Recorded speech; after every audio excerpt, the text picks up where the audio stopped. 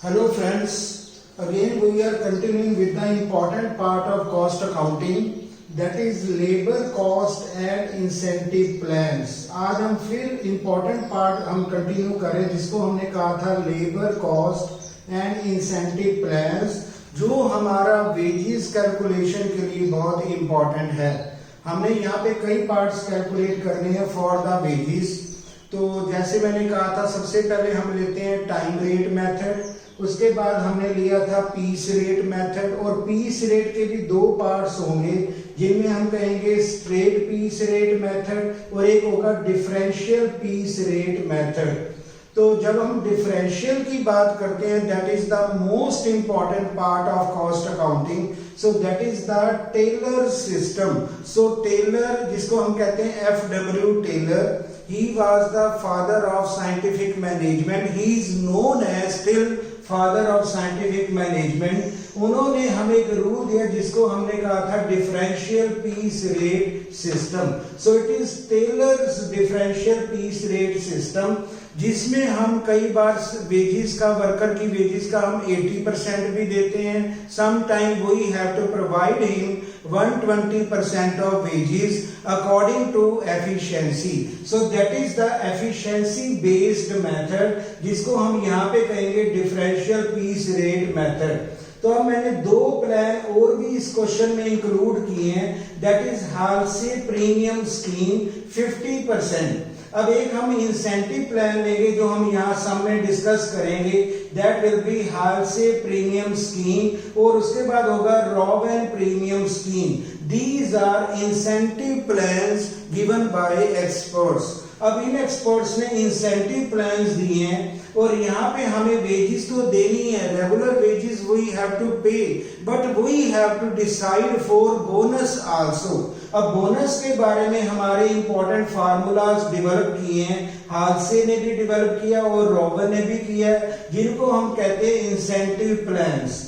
तो ये मैंने इंपॉर्टेंट सम लिया है, इट इंक्लूड्स 4 पार्ट्स। अब हम इसमें वेजेस के 4 पार्ट्स डिस्कशन करेंगे।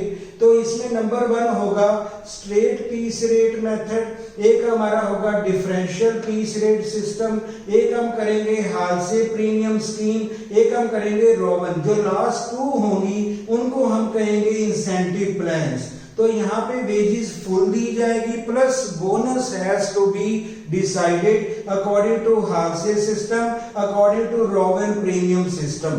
तो हमें यहाँ पे इंपॉर्टेंट सम हमने लिया है, and we are calculating labour cost और वेजेस कॉस्ट और अर्निंग ऑफ वर्कर्स। हम यहाँ पे वर्कर की अर्निंग को कैलकुलेट करेंगे और हमारे पास इंपॉर्टेंट डाटा इंफॉर्मेशन अवेलेबल है।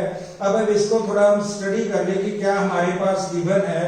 अब सबसे पहले हमें गिवन है weekly working hours, these are given 48, जिसको हम कह सकते हैं actually working hours. Actual working hours हमारे कितने हुए in a week, with 48 hours. Hourly wage rate हमें गिवन है 7.50 per hour, piece rate per unit हमें गिवन है 3 rupees per piece, normal time taken per piece जिसको हम कहते हैं स्टैंडर्ड टाइम फॉर प्रोडक्शन, ये हमारा गिवन है 20 मिनट्स पर पीस का हमारे पास स्टैंडर्ड टाइम है। अब normal output per week, standard output हमारी कितनी है, that is given 120 pieces. Actual output कितनी की गई, ये हमने की है 150 पीसीस। अब हमें डिफरेंशियल पीस रेट लगाना है। अगर हम बिलो स्टैंडर्ड होंगे, अगर हम बिलो एफिशिएंसी में जा रहे हैं तो हमें मिलेगा 80% of peace rate. It means any worker who is below standard उसको हमें वेजेस देनी होगी 80%, और जो अबव स्टैंडर्ड होगा that worker will be getting 120% of peace rate. तो ये हमारा सम होगा। अब हमें कैलकुलेट करना है straight piece rate, differential piece rate, Halsey system and Robin system. So हमें ये प्रॉब्लम का डिस्कशन करना होगा। तो यहाँ पे हमें लेने हैं 4 पार्ट्स। नंबर 1 हमारे पास होता है स्ट्रेट पीस रेट, और straight piece rate is very simple, that is according to production, according to pieces produced. जितने हमने पीसीस बनाए अकॉर्डिंग टू दैट हमें स्ट्रेट पीस रेट की कैलकुलेशन करनी है। इसके लिए हमें रिक्वायर्ड क्या है, इसमें हमें होना चाहिए पीस रेट पर यूनिट हमें गिवन होना चाहिए, वो हमें ऑलरेडी गिवन है 3 rupees per piece of production, ये हमें गिवन है। और एक्चुअल आउटपुट हमारी कितनी है वो भी गिवन होनी चाहिए। और यहाँ पे हमने बनाए सम में गिवन है 150 पीसीस। तो अगर मुझे स्ट्रेट पीस रेट कैलकुलेट करना है that will be very simple without deduction और विदाउट एनी इंक्रीमेंट, क्योंकि डिफरेंशियल में डिडक्शन भी होगी और या हमें इंक्रीमेंट भी देनी पड़ेगी टू द एफिशिएंट वर्कर। अब यहाँ पे no deduction no increment because इसका नाम हमने दिया स्ट्रेट पीस रेट, जितनी हमने एक्चुअल प्रोडक्शन की मल्टीप्लाइड बाय पीस रेट। अब एक्चुअल प्रोडक्शन कितनी है 150 पीसेस, जिसको हम कहते हैं actual output multiplied by piece rate per unit. It is given 3 rupees per unit, so हमने 3 से मल्टीप्लाई कर दिया और हमारा आंसर होगा रुपीज 450।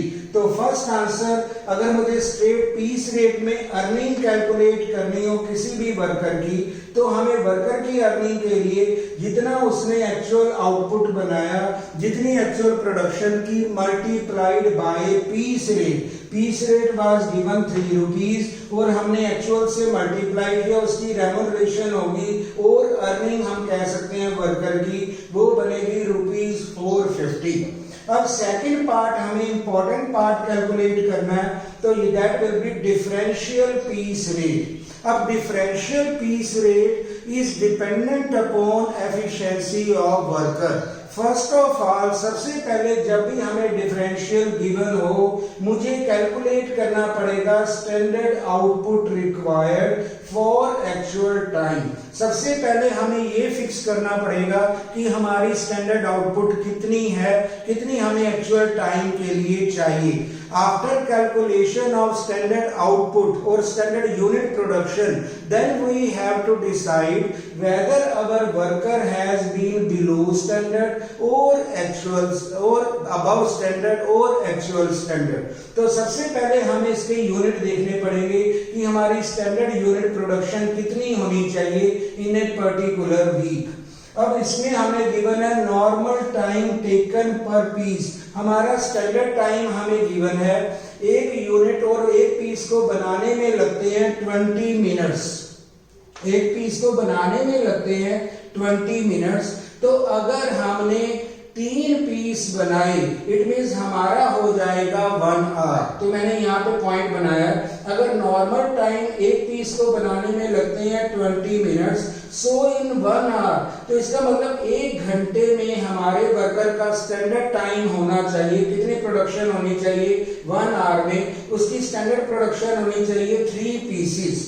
अब इसका मतलब standard production in 1 hour that will be 3 pieces. अब हमें मल्टीप्लाई करना पड़ेगा बाय एक्चुअल टाइम। अब एक्चुअल हमारा टाइम कितना है 48 आवर्स। तो हमें करना होगा standard unit production calculation for actual time. अब हमारे पास 48 आवर्स का एक्चुअल टाइम है और 1 घंटे में हम बनाते हैं 3 unit, that is according to this point, that is a standard time.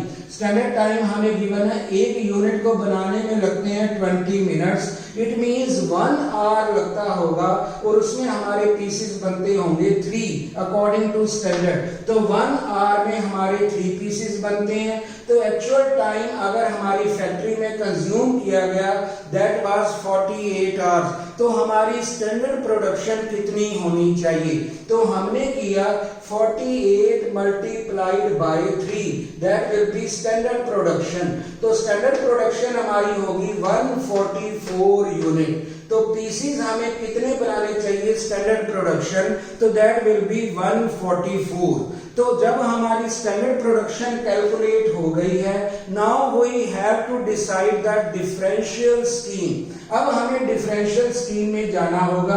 अगर हमारी नॉर्मल एक्चुअल आउटपुट अगर अबव हमारी स्टैंडर्ड होगी then we shall be known as more efficient. अगर हम ज्यादा प्रोडक्शन कर रहे हैं तो हम कहेंगे हम ज्यादा एफिशिएंट होंगे और हमारी सैलरी या हमारी अर्निंग या वर्कर की वेजेस कितनी होगी, दैट विल बी 120%। अगर हम बिलो स्टैंडर्ड होंगे, बिलो प्रोडक्शन का स्टैंडर्ड जितना हमने कैलकुलेट किया 144 यूनिट, अगर हमारा रियल प्रोडक्शन एक्चुअल प्रोडक्शन हमारी कम होगी, अगर वर्कर ने कम प्रोडक्शन की होगी, it means that person will be entitled 80% of wages according to differential piece rate system.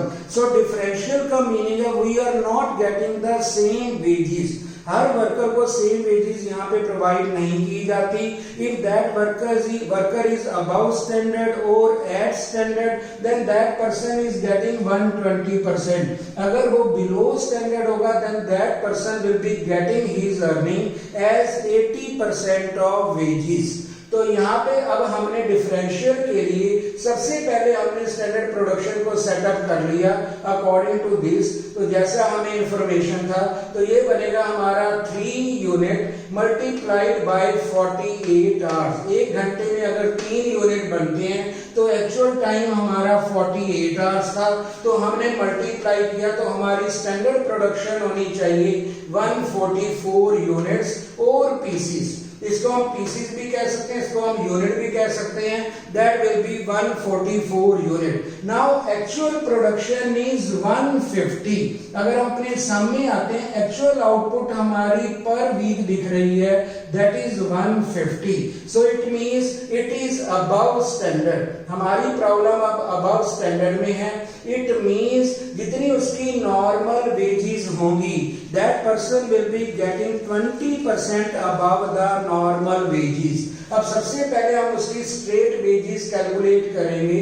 तो स्ट्रेट वेजेस हमने यहाँ पे कैलकुलेट कर ली है, that was 450 without any deduction, without any increment. तो नॉर्मल वेजेस उस पर्सन की थी 450 वर्कर की हैं, और यहाँ पे हमें क्लियर हो रहा है कि that worker is more efficient. हमारा वर्कर अगर अधिक एफिशिएंट होगा तो उसको मिलेंगे हमारे 120% of wages according to differential scheme. हम उसको बेनिफिट देंगे, that person will be getting more incentive. तो 120%। अब नॉर्मल वेजेस हमारे पास है 450 multiplied by 120 upon 100. Now that worker will get 540 in case of differential piece rate system. अगर हम differential piece rate में कैलकुलेशन में जाएंगे तो उस वर्कर को जो वेजेस होंगी अब इंस्टेड ऑफ 450 वो that person will be getting 120% because क्योंकि उसने एफिशिएंसी ज्यादा की है। हमारा टारगेट था 144 पीसेस और उसने बनाए थे 150। इट मींस हमें देने होंगे 120% of 450। It's answer will be 540 rupees under differential piece rate system. तो अगर यहाँ पे उसकी 144 से कम होती प्रोडक्शन तो it means that person will be getting 80% of wages. ना उसकी एफिशिएंसी जो है उसकी प्रोडक्शन जो है that is more than standard production 144 से अधिक है, यानी उसने बनाई है 150। तो अब हमने उसको दिए 120% ऑफ नॉर्मल वेजेस और उसका आंसर होगा ₹540 shall be earning of worker in differential piece rate system. अब लास्ट जो मेरे 2 पार्ट्स हैं ये हमें बताते हैं इंसेंटिव प्लान्स। अब वर्कर की इंसेंटिव प्लान्स हमें देनी है। Number 1 formula regarding Halsey premium scheme और सेकंड होगा रॉबिन प्रीमियम स्कीम। अब हालसे प्रीमियम स्कीम में हम ले रहे हैं इंसेंटिव स्कीम। अब सबसे पहले इसका सिंपल फार्मूला हम डिस्कस करते हैं। अब हालसे ने क्या कहा है, हालसे कहते हैं कि उनको रेगुलर वेजेस मिलनी चाहिए, wages will never be deducted. यहाँ वेजेस को हम कम नहीं करेंगे, that will B normal wages, ये तो उसको मिलेंगी, प्लस जो वो टाइम को सेव करेगा, वर्कर जल्दी काम करेगा, एफिशिएंसी में काम करेगा, then that worker will be paid bonus. अब यहाँ पे नॉर्मल वेजेस प्लस बोनस का फार्मूला होगा जो हालसे में भी डिसाइड किया जाएगा और रॉवन सिस्टम में भी डिसाइड किया जाएगा। Here wages are never deducted. यहाँ पे वेजेस बिल्कुल डिडक्ट नहीं की जाती। Normal wages are regularly paid plus bonus is to be decided. तो इस फार्मूले के टू पार्ट्स हैं, ये वेजेस बताते हैं और ये हमें बताते हैं उसका कितना बोनस होगा। अब बोनस के लिए यहाँ पे गिवन है 50%, सम टाइम यहाँ पे 30% भी होगा। जो गिवन होगा हमारी इंफॉर्मेशन में उतनी हम परसेंटेज एज बोनस अटैच करेंगे। अब इस सम में हमारे पास इंफॉर्मेशन में 50% है, तो हमने सबसे पहले इंपॉर्टेंट फार्मूला डिस्कस करना होगा, that is of Halsey where premium scheme क्या कहती है।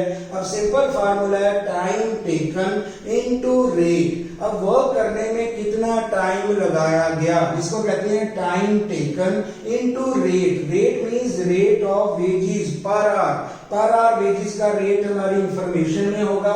ये तो होगी उसकी रेगुलर वेजेस, ये नॉर्मल वेजेस होगी प्लस। अब जहां पे हमने प्लस किया ये पार्ट हमारा बोनस का होगा।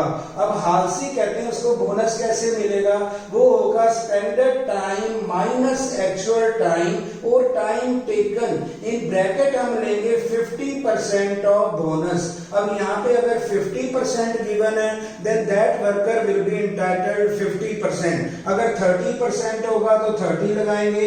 If no percentage is mentioned under this formula then we have to take always 50%। अगर no परसेंटेज, कोई परसेंटेज गिवन नहीं है तब हम 50 लगाते हैं। अगर परसेंटेज हमें इंफॉर्मेशन में गिवन है then we have to apply this। तो यहाँ पे हमें 50% ही लगाना है। Standard time minus actual time और time taken 50% into rate of wages. तो इसका फार्मूला है, एक तो हमें उसको रेगुलर सिंपल वेजेस तो देनी है, no deduction, that will be wages will be given permanently, उसको वेजेस मिलेंगी।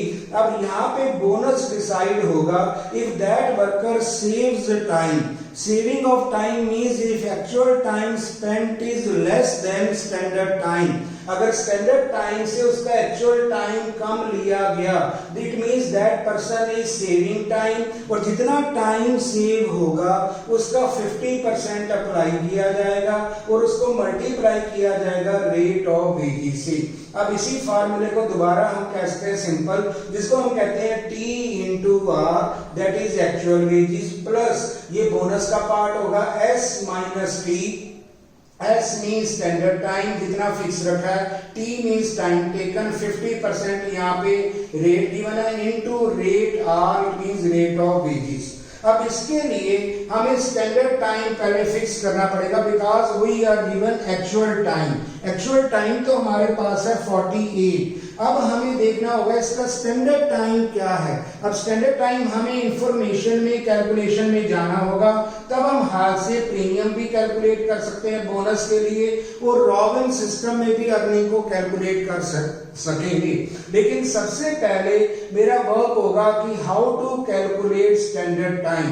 We are given only actual time, लेकिन स्टैंडर्ड टाइम हमारे पास नहीं है। हमें इतना गिवन है कि स्टैंडर्ड टाइम एक पीस को बनाने में लगते हैं 20 मिनट्स। तो अगर हमने 150 पीसीस एक्चुअल हमने प्रोड्यूस किए तो इसके लिए स्टैंडर्ड टाइम क्या होगा, हम ये दो इंफॉर्मेशन लेंगे and standard time can be calculated. अब एक यूनिट को बनाने में लगते हैं 20 मिनट्स, एक पीस को बनाने में लगते हैं 20 minutes, that is our standard. अगर हमारी एक्चुअल प्रोडक्शन 150 पीसीज है तो इसका मतलब हमारा स्टैंडर्ड टाइम कितना होगा फॉर द प्रोडक्शन। तो इसका मतलब हमें करना होगा 20 यहाँ पे हमारे minutes per piece into 150 pieces. तो यहाँ पे हमें कैलकुलेट करना होगा standard time for actual output. तो स्टैंडर्ड टाइम हम कैलकुलेट करेंगे, then saving of time shall be decided.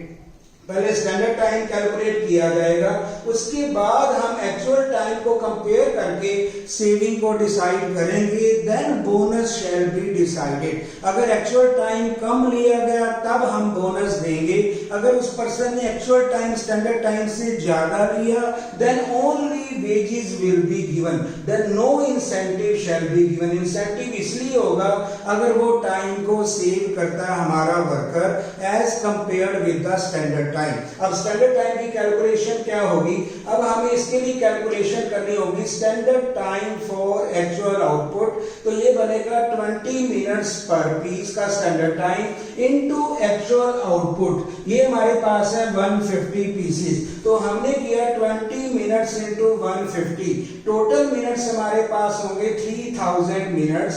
अब 3000 को हमने अगर 60 से हम डिवाइड कर दें तो that will B hours, it means standard time होगा 50 आवर्स। तो ये हमने कैलकुलेशन में कर ली है, that is our missing figure, so that has to be calculated in advance.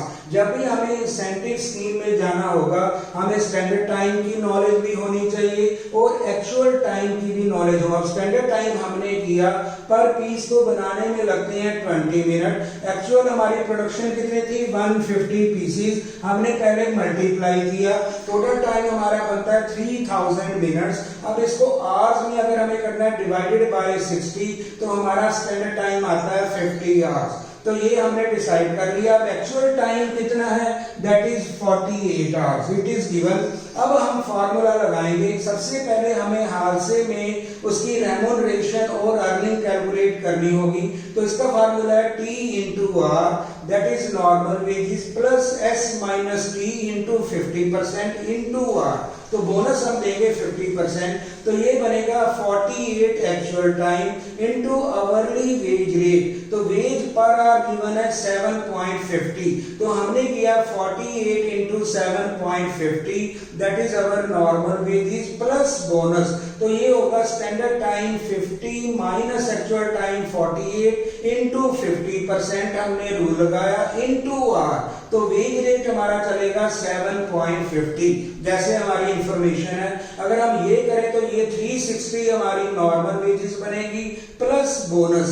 अब बोनस की कैलकुलेशन अगर हम करते हैं, सॉल्व करते हैं, तो ये आंसर बनेगा ₹7.50। इट मींस हमारे वर्कर की अर्निंग जो होगी according to Halsey premium scheme, that worker will be getting 367.50 rupees. तो इट मींस 360 उसकी वेजेस होंगी जिसको हम नॉर्मल कहेंगे। अगर बोनस देखा जाएगा तो he will be entitled for bonus, that will be ₹7.50। It means total earning shall be 367.50 according to Halsey premium system. अब मुझे नंबर 4 पॉइंट कैलकुलेट करना है, that is a Rowan premium scheme. इसका भी बड़ा सिंपल फार्मूला माइंड में रख लेते हैं। यहाँ भी हमारी वेजेस अलग रहेंगी प्लस बोनस अलग रहेगा। अब यहाँ पे हम करते हैं T into R, that is his wages plus bonus. अब बोनस के लिए होगा S minus T upon S into T into are.